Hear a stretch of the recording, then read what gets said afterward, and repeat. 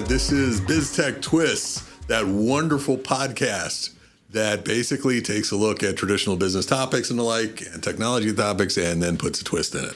And this is Bob Coppage, CEO Grand Poobah of Simplex-IT. And for those of you who know, Kevin Dukevich, who is, or was, or shall be, or whatever, tech director, because this is not going to be on the air for a little bit. And here's the thing. We love change in IT. We love for new technologies, adaptions, all that kind of fun stuff. It's the only constant in this industry. Absolutely. Change. Yeah. And a friend of mine once told me, like, because I had a friend, so that's change whoa, there. Yeah, I know. But she once told me the definition of obsolete in IT was, does it work? There's always that sort of stuff going on. And speaking of does it work, you've been with Simplex-IT for 13 years? Too many years. Yeah, it really has been. Entirely. Too many Absolutely. years. But you're finally doing something about it. Yep. Finally got the notion to just start looking. No, actually, no. This is one where I've been happy. I mean, I wouldn't have stuck around if I wasn't happy. There were certainly times where, good times, bad times, and all that kind of fun stuff, as any other, business relationship is.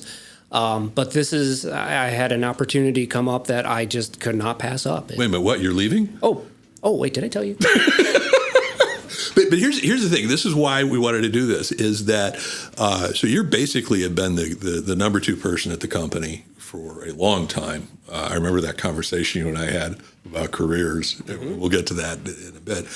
And almost always, whenever somebody talks about a key person is leaving the organization, a majority of the conversation is that person saying, hey, I got a new position at such and such a company, blah, blah, blah.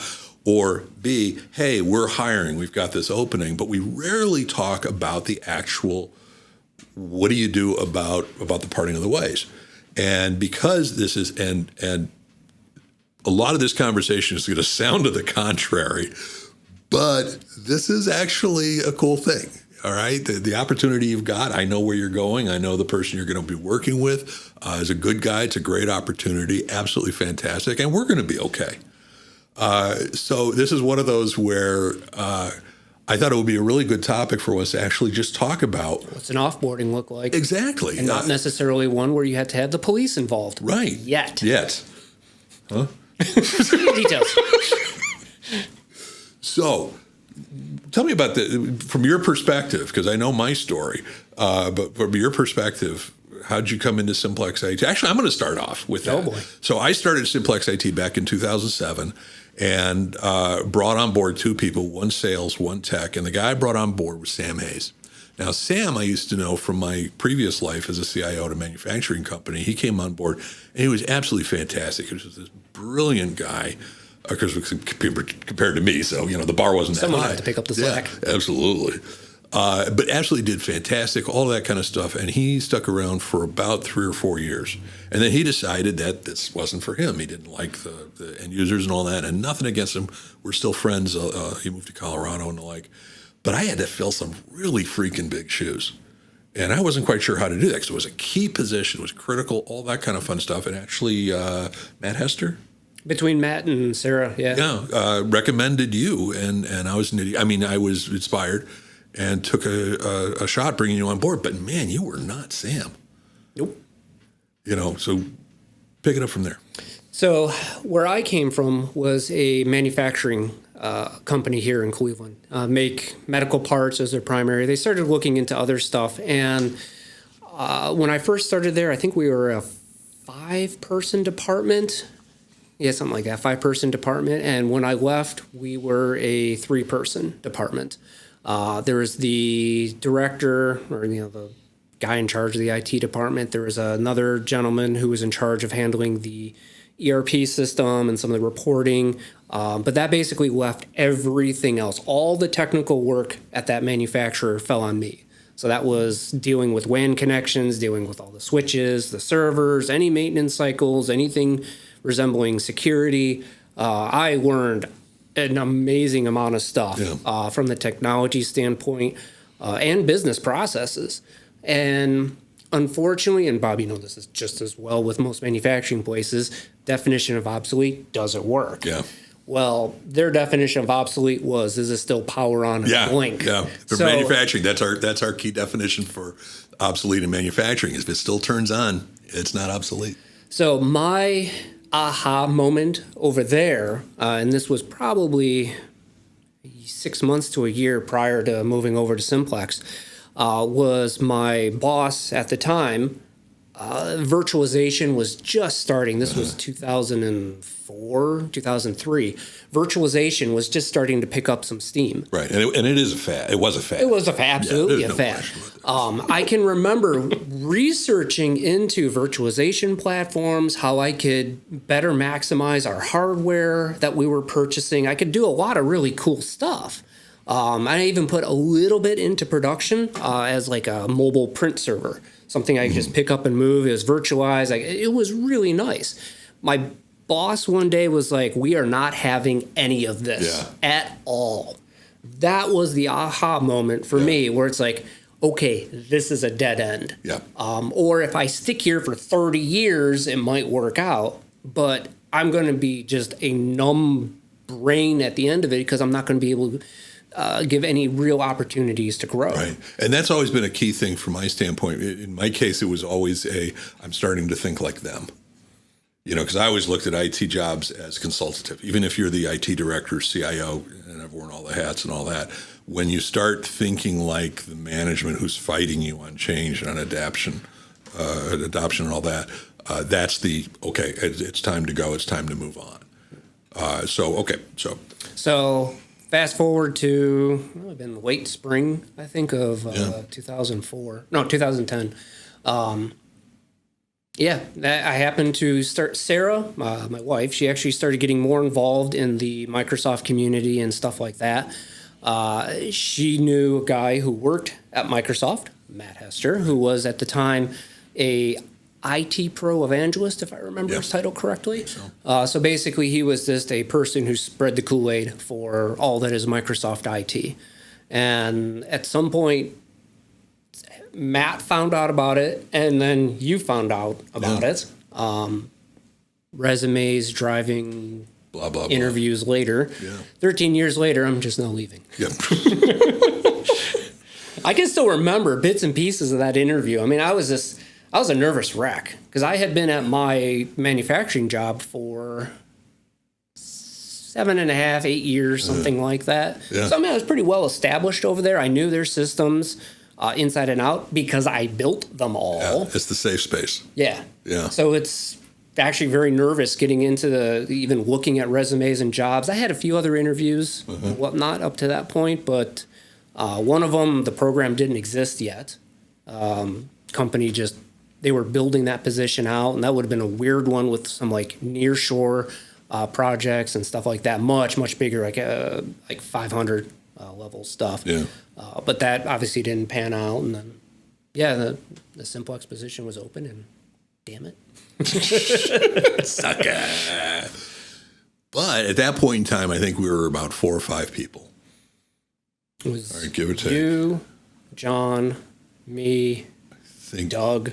Yeah, and I think 1 or 2 Cindy. other people.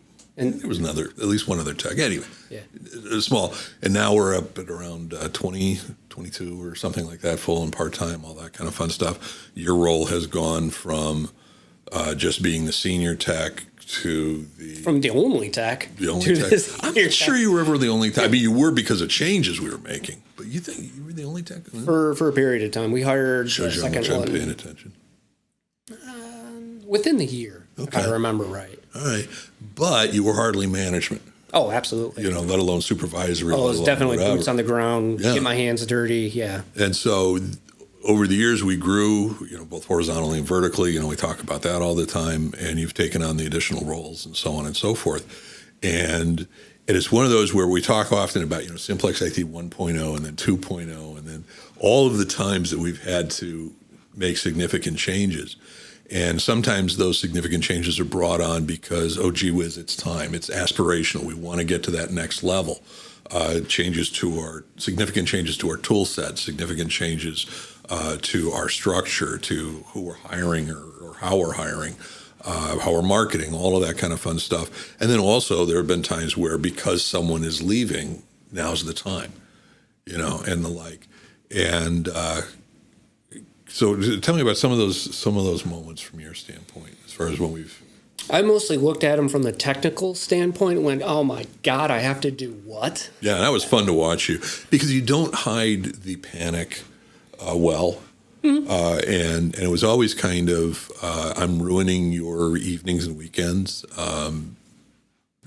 Sarah asked me to try to get you to work from the office as much as possible. I don't know why. No, I mean, each of those things were, as long as I have a goal, I'll make it happen. Yeah. And I think, actually I had this revelation about a couple of weeks ago. It's one where if I can see where I have to go, the way my brain is wired, like if I'll be in the middle of a conversation and it will remind me of something, but to get from where I'm at to the thing I remembered, it was 7 hops in my brain. Right. It was, this thing was connected to this that had some relationship to this. That's how my brain just operates normally. I'm thinking that far out of the normal loops. Yeah. So anytime we came across these different projects, it's like, let's take the Autotask rip out that we did and replace it with ConnectWise. Right. What was it called? It was just called ConnectWise back then. Yeah. It wasn't even managed. It wasn't even any of that. That's a tool that we use to track what the technicians are doing as far as ticketing, time management, all that kind of fun. Right. It's how we track all that stuff. I can remember going over like how we're going to redo not just the ticketing, because we were doing billing out of it. So that was a more on your part to get the billing stuff more solidified, more consistent. Yep. Procedural, because I think at that time we had 3 or 4 techs. So that was a little bit of us training our people. All right, you really, really have to have your time entries in there. Yeah, and within 6 years, they got it down. Oh, yeah, absolutely. Oh, yeah. Its own battle on that one. But just little things like that where we actually changed around some of my initial like pay structure. Yeah. When we moved over to that new structure, all that stuff went away. Wow. You're getting passionate about this. This is like, wow. So when we moved all that stuff around, had to redo all that stuff. So it's just 1,000 little points that all have to move or be adjusted or rearranged or nixed. But you take a look at the opportunity, because we decided at that point in time that particular tool, Autotask in that case, was not going to work for us moving forward. So we decided, okay, we need to make the change. Now's the time to do it. And the same thing happened when we added people. Mm-hmm. And the same thing happened when we brought you on board. And then you became part of it. And when we decided to go with the EOS process, Entrepreneurial Operating System.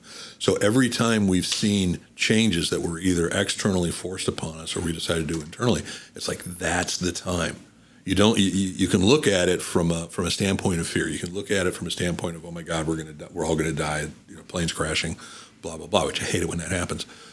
But you can also look at it from, now's the time where we can actually make the changes. Because as I've said, and I've said it to your face and the like, and I've said it a lot more behind you with a lot more cursing.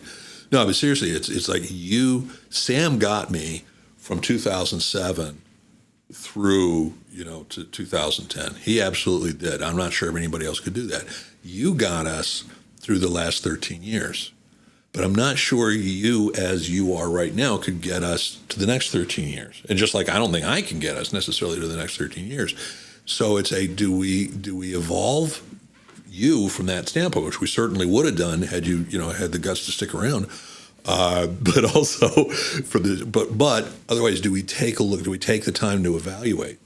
And it ended up, because I ended up talking, as you know, I've met with your direct reports and the like, and we're talking about, and everybody is like, nobody is glad to see you leave. And this ends up on the internet, so it ends up being like permanent record. Oh, damn. Nobody, including me, wants you to go. Okay? There, I said it. That one time. No, seriously. But the opportunity you're going for is an absolutely great opportunity. But since you are leaving, now's the time to take a look at that opportunity. And you've been involved with some of those conversations. Mm-hmm. So we're taking advantage of the fact, and we're going to make this together. We're going to make this as smooth as possible, both to make sure that you're positioned to succeed in your new opportunity, or at least we can see the failure, because I want to see it if it does. I think it's reasonable. No, but so you can succeed in your new opportunity, but also so we can get your insight and your feedback and your thoughts as far as what the next level should be. And I think it ends up being a reluctantly great opportunity. Mm-hmm. I mean, there's definitely lots of directions I wanted to see Simplex go, and I've been slowly moving that stuff along. And honestly, it's not that far off from what we've just been talking about. Yeah, absolutely. My exit just kind of accelerated some of it, which isn't a bad thing. It isn't at all. It truly isn't. Because it's one where sometimes you just need the kick in the ass, like this. Yeah. And just to move forward. And it's interesting because it's something, because I got called on this 2 weeks ago by the czars, or the level people who report directly to you. I have a habit of saying things that I mean the right way, but I say it the wrong way. I know, what a shock. So one of the statements, and thank you for nodding your head, Haley. That's really good. I hope you find another job too. But kidding. No, but it was one of those where the most recent example was for me to say to people, I don't expect you to retire from Simplex-IT. And what I mean by that is I expect you to advance your career. I expect you to look for new opportunities. I expect you to become better. I expect you to do all those things. And I want you to succeed at Simplex-IT. I want you to do that as much as you can. But I don't want the limits of the company or the limits of the position to hold you back from succeeding someplace else. It's actually the Fox News title is what that turns into. Like that particular segment, they're always going to, in a lot of major extremist, whatever direction, the headlines are there, nothing, there's such a twist on what the actual thing is that your statement was absolutely correct, but there's so many ways of interpreting it. And that's where the problem ended up being. So I am using the Fox News communication style. Your brother would be so proud. I was going to say.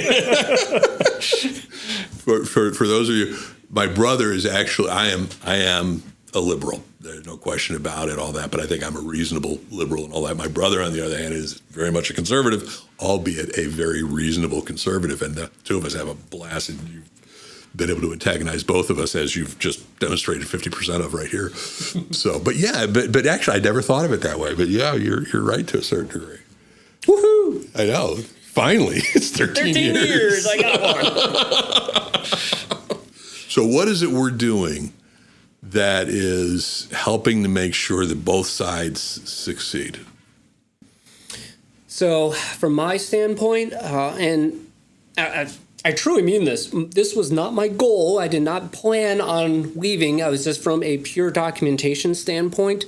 My goal for the last quarter was actually document everything I do. Mm-hmm. And that includes the technical walkthrough of what it was, and more importantly, the mindset of why I was doing some of the things I was doing. And that is, when we get into that why, that is such a huge component when it comes time to inventory, whether it be inventory what we do, what somebody else does, or whatever, because in some cases it's, because we always did it that way, or we always did that. Right. So yeah, don't forget the old story of why do we always chop off the end of the turkey before we stick it in the oven? Yeah. The story is the little girl doesn't know why we cut off the end of the turkey every Thanksgiving. The little girl goes to the dad. I don't know. Mom always did it that way. All right. Little girl goes to grandma. Oh, grandma, why do we chop off the end of the turkey? Well, my mother always did it. Well, great-grandmother's still alive. And little girl goes up to great-grandma and says, why do we cut off the end of the turkey? Oh, the oven I had 60 years ago didn't fit the whole turkey, so we had to cut it off. Yep. Like, no one ask except for this little girl. Right. And they can change their entire process and probably end up with a better turkey at the end of it. So two things has to happen. One is the outsider has to come in and essentially say that I don't understand this, but I'm going to ask, instead of just accepting it as truth. And that could be a little girl, could be the replacement, could be anybody within the organization. And then the second is the person who's being asked has to accept that as a legitimate question. You're not attacking my knowledge, you're not attacking my authority. You just want to know. And that's important on both sides. And we're going to talk in a minute about why that's important for both sides. But first, we're going to do a commercial break, because that's what we do right about now whenever we talk about turkey, because I'm hungry. Sometimes the most effective IT support model for organizations is a combination of internal IT employees along with an MSP partner that's experienced in co-managed IT services. Consider Simplex-IT. We work in partnership with your existing IT team, providing the support and resources for your organization to excel. Plus, our CEO, Bob Coppage, is the recognized industry expert in co-managed IT services and has authored the only 2 books on the topic. That's me. Visit simplex-it.com and look under services to learn more. So we're back. We actually took a break here and both just had a really good Thanksgiving dinner. I thought that was kind of Gravy, unusual. the trimmings. Maybe it was good. Absolutely. The turkey was a little shorter than I expected. But we were talking about that whole, how do you make sure that both parties are communicating effectively? So we want to know, and we sometimes it's referred to as the brain dump. Sometimes it's referred to as the technical debt or the debt or the, whatever. But it needs to be done, and I know several people who have done it after the person has left, which is like, no, because the person who's leaving, it may not be adversarial, but it's not the friendliest of terms, so they're phoning it in. Little incentive at that point. Exactly. And or there's a sense of betrayal or a sense of whatever, or they're going to get around it by basically saying, well, that person never did the job good anyway. So there's not that, hey, can we learn as much as we can before you go? And I think we've done so far at least a reasonable job of avoiding that. Mm-hmm. Yeah, so outside of the documentation stuff that I started doing anyway, I have been doing those brain dumps with people. I've actually been modifying permissions in some of our tool set. There's people I had in mind anyway to take over some of my responsibilities because that's actually a good thing to do, delegate the stuff that isn't worth my paycheck. I mean, quite honestly, is what it comes down to. Absolutely. So started that a little bit more accelerated. Other components of things that I do, like some quoting, that kind of fun stuff. Sat down with our project director, whatever the hell the title is. I'm still going to use Czar. I still Project use Czar, that's good enough. Yeah. And I think we spent about an hour tearing through our quoting system. And yes, he could just screen cap all the different things I'd click and write down little notes of we're doing this because of this. I spent, again, it's more of that, why am I doing the certain things I'm doing? How am I doing this? How am I coming to these conclusions for a quote? When I go ask a client for, or go prepare a quote for a client, like someone who needs a wireless setup or something like that, there's definitely questions I ask on the front end. What are you trying to do with it? Do you have a budget? Do you have a timeline? Right. Do you have anything else scoped out? What's going to be used in this? I mean, there's a billion different questions. But then you go back and build the quote. Okay, here's all the little bits and pieces of stuff I have to satisfy, or maybe stretch goals for different bits and pieces. Well, how does that translate into the quote? Well, the quoting system has its own little quirks. So you put down, okay, here's the bare minimum I need. Here's how I display this kind of brain dumping right now, aren't you? Absolutely. Yeah. Okay. That's good. That's good. But here's the thing. So a lot of things you're talking about, we would have done anyway. Oh, yeah. Because like you said, and it gets back to a core business concept, by and large, when an action is done, when all things being equal, you want the person who costs the least, who has the most amount of time to do it. You don't want a highly paid person to do something that a lesser paid, and no judgment on either party. But if you can get the lesser people to do it, that's going to bring more value and more profitability to the organization. Plus, it's going to scale better because you're going to be able to add other people to it and so on and so forth. And we've done a pretty good job of doing that. But there was still stuff we wanted to do that for. And this gives us the opportunity, and it does it in a very unforgiving way, but it gave us the opportunity to accelerate some of that stuff.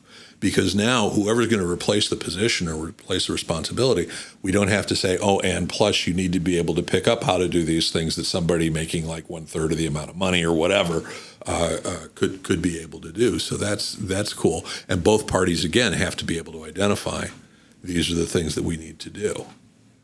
And I think that's one good process. And I want to stress also, for those of you who are listening and you're sitting there and going, we're too small or we're too large or we're too scattered or we're too whatever to do this. Well, larger organizations probably do have some kind of formal process. I really, really hope you do. Okay. But when you talk about smaller organizations, the only way, especially if you're the small organizations like 3 to 5 people, the only way you're going to be able to grow is if you start doing this now. You start identifying what those tasks are. And yes, you can do it while everybody's there warm and comfortable and all that. The problem is you're not going to necessarily have the incentive to do it. But if somebody leaves, especially someone who knows how to do this individual knowledge stuff, you can do this. But you have to look at it as it's an opportunity to improve your organization and your operation. So the other thing we also take a look at is okay, here are the things that you do that you shouldn't be. Oh, there's tons of it. Yeah, absolutely. And the fun part is that 4 or 5 years ago, that was much more on my part. I had a ton of stuff that I shouldn't be doing. Now, I'm just a lazy son of a gun that doesn't work a lot. Well, it's just because the list in our office has gotten that big. Okay, I've told that story about the list on the office. Go ahead, tell the story about that. Oh yeah, so there is a list. We gotta make a bigger one. We are running out of space. Yeah, where as Bob started actually owning the CEO role more, he would attempt to try and help us on what the is the service emphasis side. on these words? I don't understand. And all good intentions, and I'm sure why. The clients needed help. We couldn't offer it through the rest of the team, through our normal channels. It was an emergency, whatever the reason. Bob would start doing things, but at that point, he had been so far removed from most of our processes that he actually caused us more work in the long run. He's telling the story differently than I do. And it's a good thing he's leaving. So and this is a little bit of a joke, and it's actually kind of serious. It's a great serious joke. Yeah, where we literally started writing down on a billboard or a whiteboard in the. I should just rent a billboard for this thing. Yeah, really. Get a whiteboard, and we started listing out things Bob cannot do, and we would just start putting technical. Actually, technically, it says things Bob is not allowed to touch. Yes. But the idea was absolutely there were like 3 or 4 circumstances or situations, and I want to get to this point in a second. One of the things, one was clients would only call me because they were used to talking to me, and I know you're suffering from that. We're going to talk about that in a second. But then number 2 is there were absolutely some technologies that I was removed from, and now it's even triply so. It's not pretty when I'm asked to get involved with a technical situation. Absolutely. And so, I could make things worse because I didn't know or the like. And then there's also I shouldn't be the one doing it. And to make it a joke, it became so much easier to communicate to everybody, including both employees, management, myself, and clients. And it made it so that we had a constant message and now a self-fulfilling message because it became even more and more true. So what ended up happening is they'd call you. Mm-hmm. So now we're stuck with that same situation, except doubly so, where we have clients who they will call you instead of using the ticketing system. It's a lot better than it used to be, but it's still an issue. So now we've got this situation where we're going to be able to cure them of that pretty darn fast. This past week has been a lot of emails sent out. Yeah, absolutely. Like, please, you got to reach out to, here's insert official channel here. Yeah. I'm not going to be able to help you. Message me all you want. Ain't going to help you. Yeah, and myself basically being copied on those so that I can reinforce to the clients, hey, this is a good thing. We're doing fine. But we're all in sync about how we're handling this change. And we're all in sync about how we're communicating it. And we're in sync in terms of how we're approaching it. And so far, the feedback from clients, and there's still a couple of clients I know who are going to be, we're less productive of a company because you're gone. And short term there might be some legitimacy, but because any competent, productive person leaving. But for the most part, the feedback has been, wishing you luck and calling you traitor. I've had only a few of those. No, I actually had a fair number of people, like completely out of the blue, just message me and say, congratulations, where are you going to? What are you going to be doing? All that kind of fun stuff. So it's not even people I've reached out to. They've talked to others who have then reached out to me. So I mean, it's absolutely a good move. Yeah. For me, not quite as good a move for. I think it will. As far as your whole Simplex 2.0, 3.0. Yeah, I think we're on 5. I think this is about 5. Yeah, right I think now. so too. No, I honestly, and going over again, meeting with the teams and going over the stuff, I am, and this can so much be a whistling past the graveyard. It can be with so many organizations, but I am borderline excited, which for me is I'm bouncing off walls. Yeah, exactly. It was simmer down there. No, but it is one of those where I really do see some great opportunities for us to accelerate the changes that we all knew we needed to do. And to do so by putting people in places where it's going to accelerate the changes that we know we had to do and the like.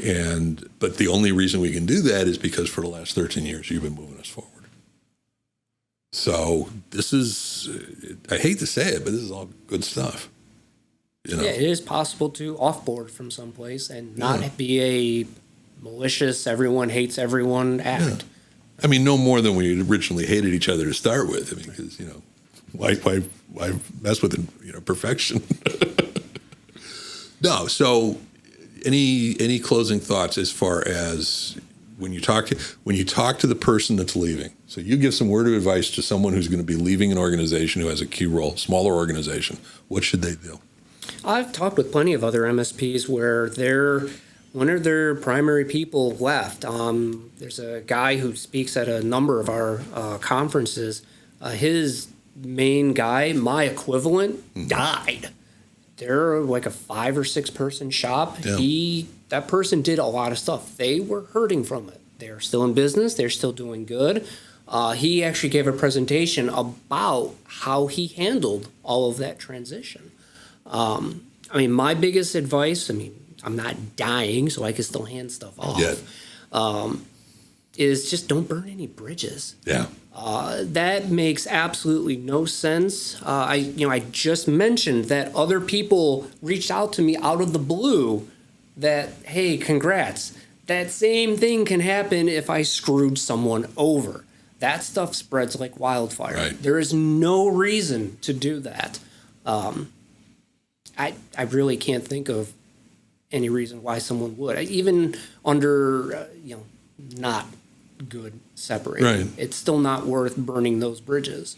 Yeah, it's one of those, it's kind of like you're saying. I think a lot of us tend to overestimate the size of our social arena, both from a professional standpoint and a personal standpoint. No one will never notice, no one will never know, no one will whatever.